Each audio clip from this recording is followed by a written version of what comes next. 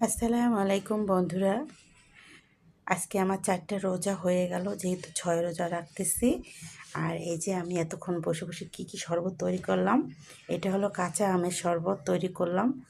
যেহেতু বোতলও রেখেছি, আমি একটু ডিপে রাখবো ঠান্ডা হওয়ার জন্য।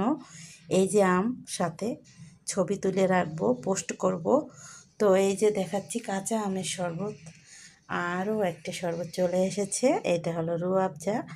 এটার সাথে আমি লেবু দিব, এখন দিব না, পরে দিব। আর হলো গিয়ে এই যে বেলের শরবত চলে এসেছে, বেলের শরবত।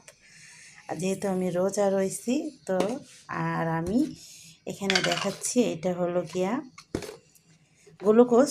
আমি একটু গ্লুকোজ দিই রুয়াবজার সাথে, লেবু দিব, গ্লুকোজ দিব। তো আমি সব কিছু দিব, দেখাচ্ছি। রুয়াবজার ভিতরে গ্লুকোজ দিলে ভালো হয়, তো আমি দিচ্ছি। এই তো আমি এইটা শরবত তৈরি করতেছি, আর আমার এখানে কত প্রকারের শরবত। একটু বন্ধুরা সবাই ফলো করো যে আসমা আপু কত রকমের শরবত তৈরি করেছি। এগুলো আমি আসলে ফ্রিজে থই, সবাই ঠান্ডা ঠান্ডা বোতল থেকে বের করে আমি গ্লাসে দিব। তো এই যে আমার রোজা রাখা মানে আজকে 4টা হলো।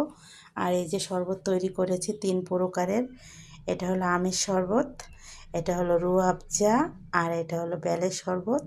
তো বন্ধুরা সবাই ভালো থাকো, আল্লাহ হাফেজ।